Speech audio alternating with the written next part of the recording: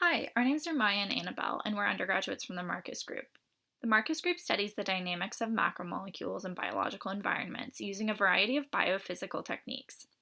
We are specifically focused on projects working towards an understanding of the conformations DNA takes under varied conditions.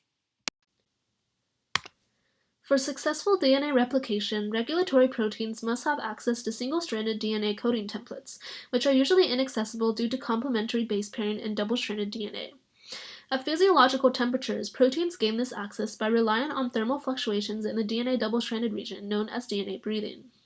This breathing occurs on extremely fast sub-millisecond timescales, so we use time-resolved single-molecule measurements to study fluctuations in the DNA, including single-molecule FRET, or Forster resonance energy transfer, and single-molecule FLD, or fluorescence-detected linear dichroism.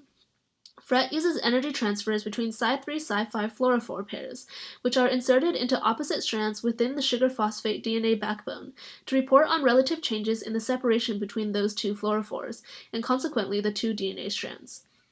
Fluorescence-detected linear dichroism is the absorption difference between linearly polarized light parallel or perpendicular to an orientation axis in the laboratory frame, and reports on the polarization of light being preferentially absorbed by a single molecule. The Cy3 chromophore absorbs light differently depending on its orientation relative to the polarization of the laser field. When a beam of rapidly varying polarization states generated throughout a 1 microsecond modulation cycle illuminates the sample, the Cy3 Cy5 emitted fluorescence is detected simultaneously. Studying fluctuations in single-molecule FRET inform about the timescales on which distance and orientation between the fluorophore pair change, and measuring single-molecule FLD informs about the Cy3 orientation with respect to the laser's polarization in the laboratory frame. The resulting data is analyzed using a MATLAB program through integrated histograms to visualize single-molecule FLD and single-molecule FRET trajectories on millisecond timescales, and time correlation functions to evaluate fluctuations of the sugar phosphate backbone on tens of microsecond timescales. Cy3 is a chromophore label for proteins and nucleic acids.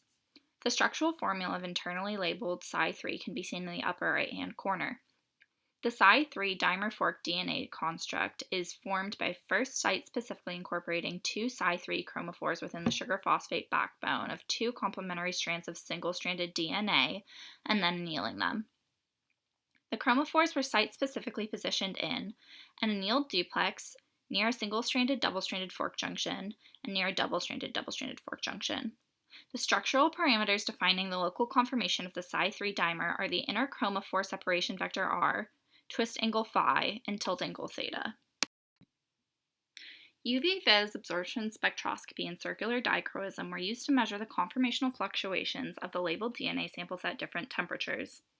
Vibronic excitations occurred in both the dimer-labeled constructs, as confirmed by the change in sign within the vibronic bands. Because no coupling can occur, monomer-labeled DNA has a weak CD signal, while the duplex and fork-labeled DNA show different chiralities. Absorption spectroscopy and circular dichroism were taken of the Cy3 labeled duplex DNA in the presence of tetramethyl alkyl ammonium salts, or TMA. This was done over a range of temperatures.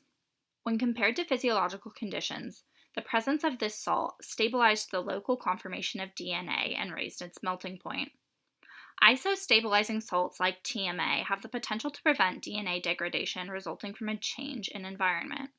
Our lab continues to study the effects of isostabilizing salts on DNA conformation.